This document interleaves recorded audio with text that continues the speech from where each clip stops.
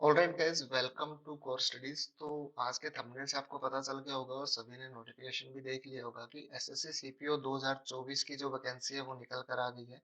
अभी हाल ही में देखें तो कितनी सीटें आई है, क्या नोटिफिकेशन की डिटेल है, क्या उसके फॉर्म भरने के टाइम है, कब से कब तक आप फॉर्म भर सकते हो, क्या आपकी फीस का टाइम है, वो सब आपने जो है इस वीडियो में मिलेगा। अभी आप सभी को पता होगा कि नोटिफिकेशन जो है जो 20 फरवरी को आना था, लेकिन काफी ज्यादा लेट हो गया क्योंकि एसएससी क्या था, अपनी नई साइट बनाने के अंदर जो है काफी ज्यादा बिजी था। नेक्स्ट अगर इसके बारे में बात करें तो एसएससी सीपीओ की वैकेंसी 2024 की है, काफी ज्यादा बड़ी वैकेंसी है क्योंकि 2022 में ऐसी वैकेंसी आई थी जब 4500 के आसपास सीटें आई थी और इस बार 4000 प्लस वैकेंसी आई है। अब आप देख लो कि इसमें क्या क्या बदलाव हुए हैं। सबसे पहले अगर देखें डेट के बारे में, एग्जाम डेट के बारे में या आगे जो है फॉर्म कब से भरे जाएंगे, तो 4 मार्च मतलब कल से जो है इसके फॉर्म शुरू हो गए हैं। 28 मार्च तक इसके फॉर्म भरे जाएंगे। 28 मार्च तक ही आप इसकी क्या कर सकते हो, फीस फॉर्म जो है रिसिप्ट कर सकते हो और उसके बाद उसकी फीस पे करने की जो है 29 मार्च लास्ट डेट है। 28 मार्च को 11 बजे तक आप इसके फॉर्म भर सकते हो, उसके बाद जो है विंडो क्लोज हो जाएगा। करेक्शन भी 2 दिन के लिए आएगा। 30 और 31 मार्च को इसका करेक्शन कर सकते हो, उसके बाद इसके अंदर कोई भी करेक्शन नहीं हो पाएगा। अब एसएससी ने अपनी साइट जो है वो ssc.gov.in ये वाली जो है नई साइट बना दी है।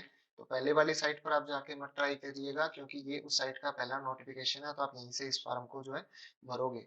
अब मई के महीने के अंदर इसका एग्जाम होना है, प्री जिसको अपन बोलते हैं या पार्ट 1 जिसको हम बोलते हैं। मई के महीने के अंदर होगा, 9, 10 और 13 मई को इसका एग्जाम होगा। और मई के अंदर ही अगर आप देखो तो सिलेक्शन पोस्ट फेज 7 का जो एग्जाम है, सॉरी फेज 12 का जो एग्जाम है वो भी मई के मंथ के अंदर ही होगा। नेक्स्ट अगर बात करें टेंटेटिव वैकेंसी की दिल्ली पुलिस की, तो दिल्ली पुलिस में ऑलमोस्ट 125 वैकेंसी आई है टोटल की अगर बात करें, जिसमें से ओपन वैकेंसी कितनी है, 101 है। मतलब हम आप लोग जो है वो 125 वैकेंसी के लिए अवेलेबल है। उसके अलावा एक्स सर्विसमैन है या एक्स सर्विसमैन की जो स्पेशल कैटेगरी हो या डिपार्टमेंटल कैंडिडेट है, उनके लिए अलग अलग वैकेंसी है।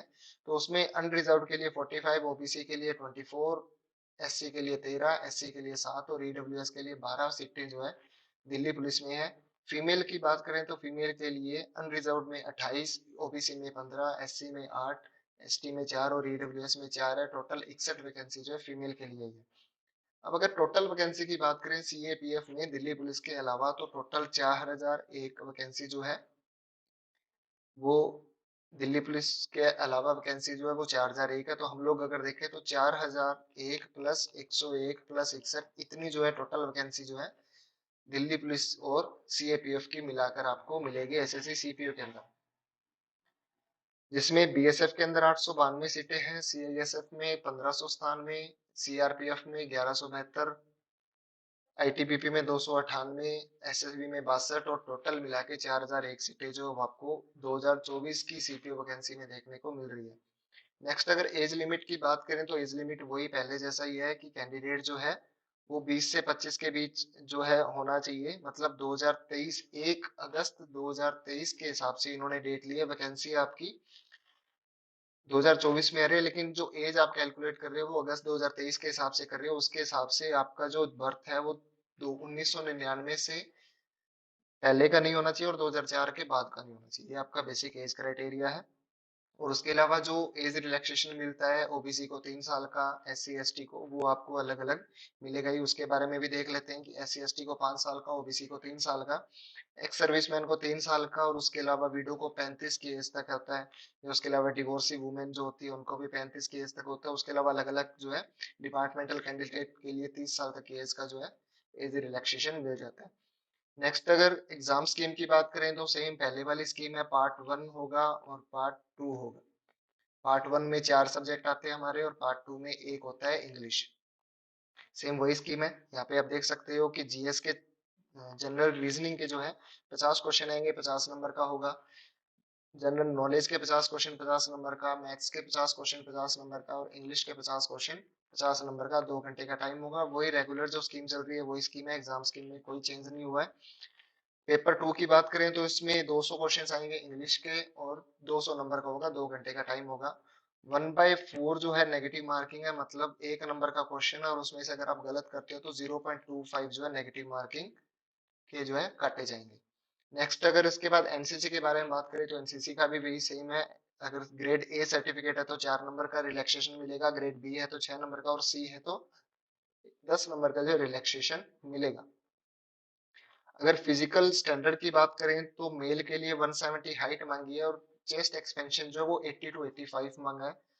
उसके अलावा अगर देखें जो हिली एरिया से बिलोंग करते हैं उनके लिए 165 हाइट है, जो अदर बिलोंगिंग एसटी के स्टूडेंट्स है वो 162.5 है। फीमेल के लिए 157 हाइट मांगी है, 155 जो है हिली एरिया के लिए है, और एसटीज के लिए सॉरी 154 है। इसके अलावा वेट जो है वो कॉम्प्रिहेंसिव रहेगा आपकी हाइट के अकॉर्डिंग। हाइट और वेट का एक चार्ट आप डाउनलोड कर लीजिए, उसमें आप अपना वेट मेजर कर सकते हो। ऐसा नहीं हो कि आपकी हाइट तो प्रॉपर है लेकिन वेट आपका अंडर वेट हो आप, तो उस केस में आपको जो है डिस्क्वालीफाई कर दिया जाएगा।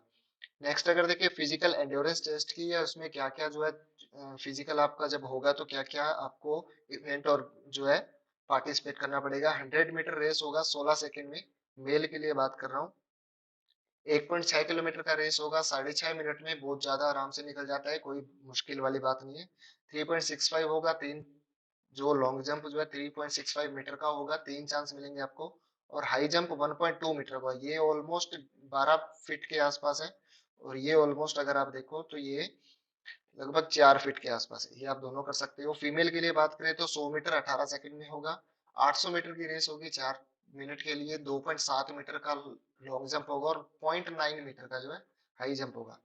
इसके अलावा एक मेल के लिए होता है शॉर्ट पुट। 16 एलबीएस का जो शॉर्ट पुट होता है उसको 4.5 मीटर तक फेंकना होता है, 3 मिनट का जो चांस होता है, ये आप कर सकते हो। उसके अलावा मेडिकल टेस्ट के अंदर आई साइट जो है वो काफी ज्यादा इंपॉर्टेंट होता है, तो उसके अंदर आपको 6/9 रोज आइज और 6/6 बेटर आइज के लिए ये जो है दो मापदंड दिए गए हैं आई साइट के लिए। नेक्स्ट अगर देखें इसका जो है ज्वाइनिंग होने के बाद जो है इसके ये ट्रेनिंग प्रोसेस होंगे। जंपिंग ओवर वर्टिकल बोर्ड होगा, टार्जन स्विंग होगा, जंपिंग ओवर हॉरिजॉन्टल बोर्ड होगा, पैरेलल रोप होगा, मंकी क्रॉल होगा, वर्टिकल रोप होगा। ये कुछ इवेंट होंगे जो आपके ट्रेनिंग के टाइम पे किए जाएंगे। और अगर आप टैटू की बात करते हो तो टैटू की लोकेशन जो है वो आपको फोर आर्म पर नहीं होना चाहिए, मतलब जब भी आप सैल्यूट करते हो तो आपका टैटू दिखाई नहीं देना चाहिए। उसके अलावा साइज जो है वो 1/4 हो, पर्टिकुलर बॉडी पार्ट इससे ज्यादा बड़ा नहीं होना चाहिए। ओके, एल्बो और हैंड की अगर आप बात करो, मतलब इस पार्ट पे और इस पूरे पार्ट पे अगर आप देखो तो आपका टैटू जो है वो 1/4 पार्ट से ज्यादा बड़ा नहीं होना चाहिए। इसके अलावा इसमें कुछ ऐसा स्पेशल नहीं है, कुछ चेंजेस नहीं किए गए हैं। सबसे बड़ी बात इस बार जो है 4,000 वैकेंसी निकाली गई है, तो काफी ज्यादा इंपॉर्टेंट है। आप अच्छे से तैयारी करोगे तो प्री की कट ऑफ जो है वो आप क्लियर कर सकते हो। प्री जिसको पार्ट 1 बोलते हैं, आप आराम से कर सकते हो। होप गाइज आप सभी को जो है ये समझ आया होगा। और इसके रिगार्डिंग कुछ क्लासेस जो है वो आपको रेगुलर इस चैनल पर मिलती रहेगी। बहुत ही जल्द आपकी मैथ्स और रीजनिंग की क्लासेस भी शुरू होने वाली है। So keep connect with this channel. Thank you, keep watching.